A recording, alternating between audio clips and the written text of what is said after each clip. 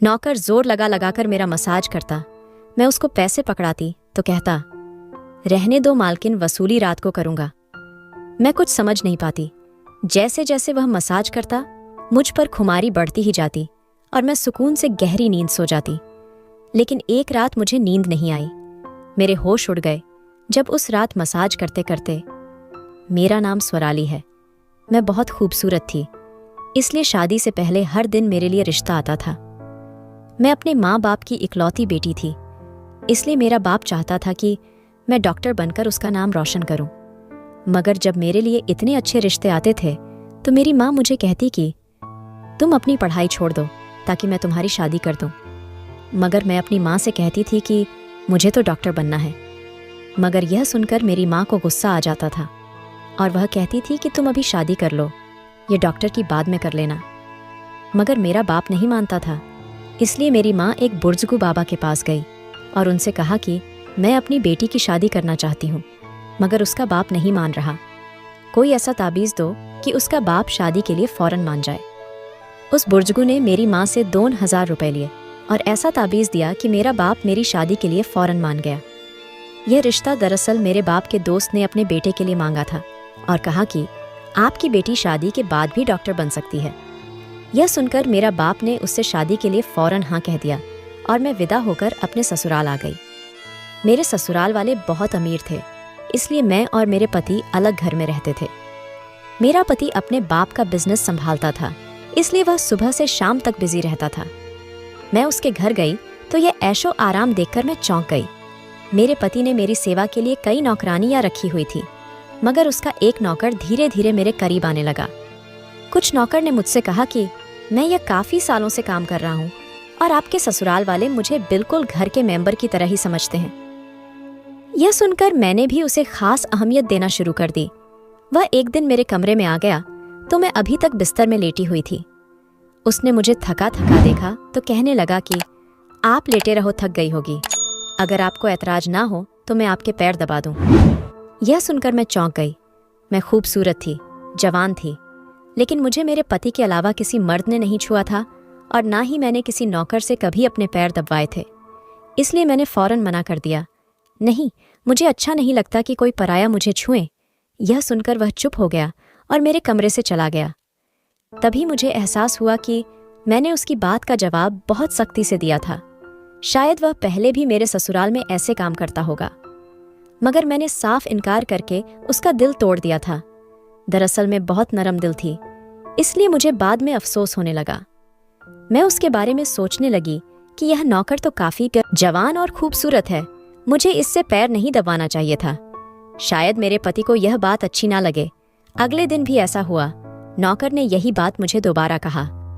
मैं उस दिन बहुत थकी हुई थी, इसलिए मैंने अपने पैर बिस्तर से नीचे कर लिए और उससे कहा कि तुम मेरे पैर दबा दो। यह सुनकर वह खुश हो गया और उसने मेरे पैर दबाने शुरू कर दिए। वह इतने धीरे धीरे पैर दबा रहा था कि मुझे फिर से नींद आने लगी। यह देखकर वह नौकर कहने लगा, मालकिन आपको नींद आ रही है, आप बिस्तर पर लेट जाओ, मैं आपके पैर दबाता रहूंगा। मैं जैसे मदहोशी में थी, इसलिए फ़ौरन बिस्तर पर लेट गई। वह नौकर बिस्तर पर आ गया और मेरे पैर दबाने लगा। उसके बाद मुझे होश नहीं रहा और मैं सो गई। मुझे नहीं पता था कि मैं कितने घंटे सोती रही। मेरी आंख खुली तो मैंने देखा कि वह नौकर अभी तक मेरे पैर दबा रहा था। यह देखकर मुझे उस पर तरस आ गया और मैंने हाथ बढ़ाकर अपने पर्स खोली और कुछ नोट निकाले और उस नौकर के हाथ में रख दिए। यह देखकर वह शर्माने लगा। मालकिन, आप मुझे पैसे देकर शर्मिंदा कर रही है, मेरी सैलरी अच्छी है, मुझे इन पैसों की ज़रूरत नहीं है। यह सुनकर मैंने उससे कहा कि यह पैसे तुम्हारी मेहनत के हैं। यह सुनकर उस नौकर ने मुझसे वह पैसे लिए और मेरे कमरे से निकल गया। मेरा पति रात को देर से आता था, इसलिए मैंने शाम को फिर उस नौकर को अपने कमरे में बुलाया और उसे से कहा कि तुम्हारी मालिश से मुझे बहुत अच्छी नींद आती है, इसीलिए जब तक मेरा पति घर नहीं आ जाता तब तक तुम मेरे कमरे में ही रहना। शायद नौकर को पैसे का लालच आ गया था, इसीलिए वह मेरी बात सुनकर खुश हो गया और कहने लगा, मैं तो आपका मामूली सा नौकर हूँ, जैसा आप कहोगे मैं वैसा करूँगा। आपके पैर दबाता रहूँगा ताकि आपकी थकान उतर जाए और आपको सुकून मिले। यह सुनकर मैंने उसे कहा कि तुम्हारे हाथों में जादू है, इसलिए तो मेरी सारी थकावट उतर जाती है। एक दिन नौकर ने मुझसे कहा कि आपकी सास भी कभी कभी मुझे मसाज करवा लेती थी। यह सुनकर मैं चौंक गई। मुझे मेरी सास ऐसी नहीं लगती थी, मगर वह नौकर झूठ बोलने वाला नहीं लगता था। मुझे ससुराल आए 1 महीना होने वाला था, इसलिए मैंने नौकरों को परख लिया था। वह मुझे हर बात सच ही कहता था। मेरे घर में नौकरानियां भी काम करती थी, मगर वह झूठी और बेईमान थी। वह मुझसे जो बात सुन लेती थी उसे पूरे मोहल्ले में मशहूर कर देती थी, इसलिए मैं उन्हें अपने कमरे में नहीं आने देती। यह नौकर इस घर का पुराना नौकर था, इसलिए मैं उस पर भरोसा करती थी। नौकर भी मेरे कमरे में आता था, मगर अपनी नजरें झुकाकर रखता था। वह मेरे जिस्म को हाथ लगाता, मगर उसकी नीयत खराब ना थी। ऐसा हर रात होता था। एक दिन मैंने अपने पति से कहा कि जब से हमारी शादी हुई है हम कहीं घूमने फिरने नहीं गए। यह सुनकर मेरे पति ने कहा कि जब से हमारी शादी हुई है तुम भी तो हर वक्त नींद में रहती हो। मैं रात को भी घर आता हूँ तो तुम गहरी नींद में होती हो। दिन को मेरे पास वक्त नहीं होता और रात को मेरे घर आने से पहले तुम सो जाती हो। यह सुनकर मैं अपने दिल में सोचने लगी कि यह सब नौकर की मालिश की वजह से हो रहा था। मेरे पति की शिकायत यही थी। मुझे रोज रात को अपने पति के लिए जागना चाहिए था। उस दिन मैंने फैसला किया कि आज रात जब नौकर मुझे मालिश के लिए कहेगा तो मैं इनकार करूंगी, ताकि मुझे नींद ना आए और मैं अपने पति के आने तक जागती रहूं।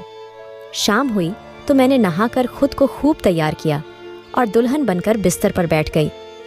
नौकर मेरे कमरे में आया तो उसने मुझे मालिश के लिए पूछा, मगर मैंने साफ इनकार कर दिया। मेरी बात सुनकर वह कुछ उदास हो गया और वापस चला गया। कुछ देर बाद नौकर मेरे कमरे में आया तो उसके हाथ में दूध का गिलास था। मैंने खाना नहीं खाया था, इसलिए फौरन दूध पी ली और अपने पति का इंतजार करने लगी, मगर मुझे नींद आ गई और मैं सो गई। सुबह में जागी तो नौकर फौरन मेरे कमरे में आया और कहने लगा, मालकिन आपके लिए नाश्ता लेकर आऊं? यह सुनकर मैंने अपने पति के बिस्तर की तरफ देखा, वह खाली था। यह देखकर नौकर कहने लगा, मालिक को जरूरी काम था, वह नाश्ता करके चले गए। यह सुनकर मेरा मूड खराब हो गया। मैं रात भर उसका इंतजार करती रही, मगर वह सुबह होते ही ऑफिस चला गया। मैंने नौकर से कहा कि मेरे लिए चाय ले आओ। नौकर कमरे से बाहर निकल गया। तभी मैंने अपने जिस्म की तरफ देखा तो चौंक गई। रात को मैंने दुल्हन का कपड़ा पहना हुआ था, मगर अब मेरा जिस्म पर कोई और कपड़े थे। मगर मैंने अभी जेवरात पहने हुए थे। मेरा सर भारी होने लगा। मुझे यह सोचकर चक्कर आने लगा कि रात को मेरे साथ क्या हुआ था और मेरे कमरे में कौन था और उसने मेरे साथ क्या किया था। मगर मुझे कुछ याद ना आया। मेरा दिल घबराने लगा और मैंने अपना सर पकड़ लिया। मेरा पूरा जिस्म दर्द कर रहा था, इसलिए नौकर चाय लेकर आया तो मैंने उससे कहा कि मेरा जिस्म दबा दो। यह सुनकर वह बिस्तर पर आ गया और मुझे दबाने लगा। उस दिन मैं देर तक बिस्तर पर पड़ी रही। उस दिन मेरे पति अचानक घर आ गए। मैंने उसे देखा तो उस पर बरस पड़ी। मैं रात को तुम्हारे लिए दुल्हन बनकर जागती रही, मगर तुम नहीं आए। यह सुनकर मेरे पति कहने लगे, लेकिन मैं रात को कमरे में आया तो तुम गहरी नींद में थी, इसलिए मैंने तुम्हें नहीं जगाया। यह सुनकर मैं चौंक गई, मगर मेरे कपड़े किसने बदली किया और नींद पूरी होने के बावजूद मेरा जिस्म क्यों दर्द कर रहा है? मैं उलझ गई थी। मेरे पति कहने लगे, अच्छा ठीक है, मूड खराब करने की जरूरत नहीं है। मुझे आज रात एक काम के सिलसिले में बाहर जाना है, इसलिए देर हो जाएगी, मगर अभी मेरे पास 3-4 घंटा फ्री है। अगर तुम कहो तो हम अभी कहीं बाहर जा सकते हैं। यह सुनकर मेरा मूड खुद ब खुद ठीक हो गया और मैं सारी रात वाली बातों को भूलकर खुश हो गई। शादी के बाद ये पहला मौका था कि मैं अपने पति के साथ कहीं बाहर जा रही थी। मैं जल्दी जल्दी तैयार होने लगी, जबकि मेरा पति गाड़ी में बैठकर मेरा इंतजार करने लगा। उस वक्त नौकर मेरे कमरे में आ गया और मुझसे पूछा, मालकिन आप कहीं जा रही है क्या? यह सुनकर मैंने उससे कहा कि हाँ, मगर तुम क्यों पूछ रहे हो? यह सुनकर नौकर कहने लगा, मैं आपका नौकर हूँ, मगर आपको यही सलाह दूंगा कि आप बाहर नहीं जाओ, क्योंकि आपका जिस्म थक जाएगा। यह सुनकर मुझे गुस्सा आ गया और मैंने उससे कहा कि तुम मेरे नौकर हो, मेरे पति बनने की कोशिश मत करो। यह कहकर मैं बाहर चली गई। न जाने मुझे किस बात पर गुस्सा आ गया था। मैंने उस नौकर को खूब खरी खरी सुना दी। वह भी अपनी औकात जान गया था।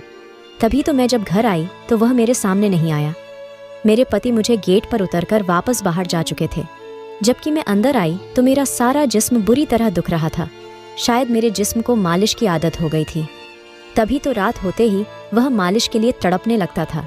लेकिन मैंने उस नौकर को नाराज कर दिया था, इसलिए आज वह मेरी मालिश करने नहीं आया। मगर मुझे उसकी ज़रूरत थी, इसलिए मैंने एक नौकरानी को बुलाया और उस नौकर को बुलाने को कहा। थोड़ी देर गुजरी थी कि वह नौकर मेरे कमरे में आ गया, मेरे बिस्तर पर बैठ गया और चुपचाप मेरे पैरों को दबाने लगा। यह देखकर मुझे शर्मिंदगी हुई। मैंने उसे इतना बुरा भला कहा, मगर उसने मेरी बात को बिल्कुल बुरा नहीं माना। मैंने उसे चुप देखा तो कहने लगी, मुझे उस वक्त पता नहीं क्या हो गया था, इसलिए मैंने तुम्हें खरी खरी सुनाई।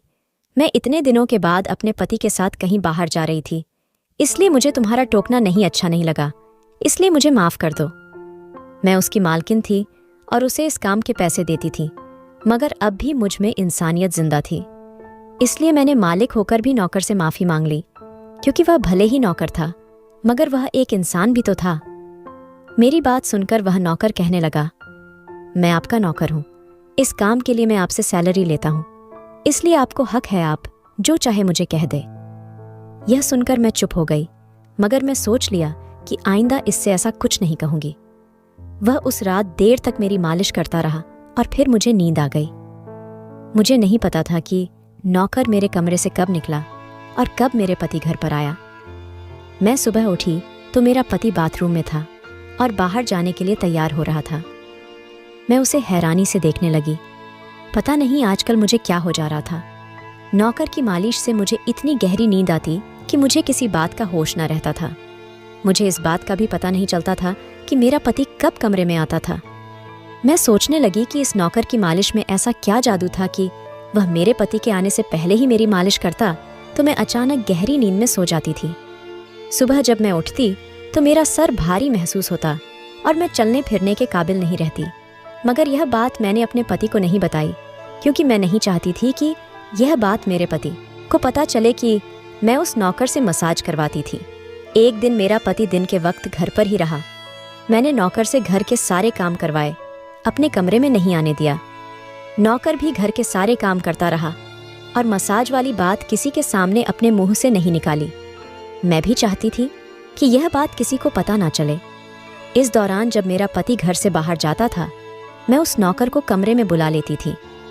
मगर एक दिन मेरा पति अचानक ही घर आ गया और मैं कमरे में थी। यह सुनकर मैं बहुत घबरा गई और सोचा कि पति के आने से पहले नौकर को भगा दूं, मगर यह नौकर भी बड़ा समझदार था। मेरे पति के आने से पहले दूसरे काम पर लग गया और मेरे पति को कुछ पता नहीं चला। मैं मसाज घर की नौकरानियों से भी करवा सकती थी, मगर उस नौकर के हाथ में क्या जादू था कि मैं उसे हर रोज अपने कमरे में बुला लेती थी। मुझे पता नहीं क्या हो जा रहा था। जिस रात मैं नौकर से मसाज नहीं करवाती थी, उस रात मेरे पूरे जिस्म में दर्द हो जाता था। सुबह में जागती तो मेरा सर भारी हो जाता था और मुझे थकान भी हो जाती थी। एक रात मैंने नौकर से मालिश करवाई और गहरी नींद सो गई। सुबह मेरी आंख खुली तो फिर से मेरे कपड़े चेंज हो चुके थे। यह क्या माजरा था? ऐसा कौन करता था? क्या मेरे पति मेरे साथ ऐसा कर रहा था? मैं सोच में पड़ गई। मैंने शीशे के सामने जाकर देखा तो चौंक गई। मेरे पूरे जिस्म पर लाल निशान पड़ गए थे। यह कैसा निशान था? मैं अपने जिस्म पर हाथ फेरने लगी। मैं जैसे उस निशान को मिटाना चाहती थी, मगर ऐसा ना हुआ। अगले दिन फिर मैंने अपने जिस्म को देखा कि निशान खत्म होने के बजाय फैलने लगा था। मैं घबरा गई। तभी मेरे कमरे में नौकर आ गया और उसने मुझे मालिश को कहा। मैं उस निशान को छुपाना चाहती थी, इसलिए उसे कहा कि आज तुम सिर्फ मेरे पैर दबा दो। उसने मुंह से कुछ नहीं पूछा, मगर मैं अंदर ही अंदर डर रही थी। किसी दिन मेरे पति ने यह निशान देख लिए तो मैं उसे क्या जवाब दूंगी। मैं यह सोच सोचकर थक चुकी थी, इसलिए मैंने तकिया पर पैर रख दिया। नौकर मेरा मसाज करने लगा। मेरी आंखें नींद से बंद होने लगी थीं। तभी मुझे नौकर ने ऐसी बात कह दी जिसे सुनकर मेरे होश उड़ गए। उसने मुझसे कहा, मालकिन आप मुझे बहुत अच्छी लगती हो। मेरी आंखें बहुत बोझल होने लगी थीं। मुझे उसकी बात समझ नहीं आई और फिर मैं गहरी नींद सो गई। सुबह मेरी आंख खुली तो मेरा पति भी बिस्तर में लेटा हुआ था। मेरा सर भारी हो रहा था और जिस्म दर्द से छूट रहा था, मगर उसके बावजूद मैं अपने पति के करीब गई और उसे धीरे से उस निशान के बारे में बता दिया। मैंने सोचा कि यह निशान बढ़ रहे थे, इसलिए मुझे यह बात अपने पति को बता देनी चाहिए। यह सुनकर मेरे पति ने मेरे जिस्म से कपड़ा हटाया तो वह उछल पड़ा। वह मुझसे दूर हो गया और कहने लगा, तुमने मुझे धोखा दिया है, बेवफाई की है और तुम्हें उसी की सज़ा मिली है। ये कोई बीमारी नहीं है बल्कि तुम्हारा गुनाह है। मुझ में क्या कमी थी जो तुमने दूसरा मर्द तलाश कर लिया? मैं काम में बिजी था, मर तो नहीं गया था कि तुमने एक और चक्कर चला लिया।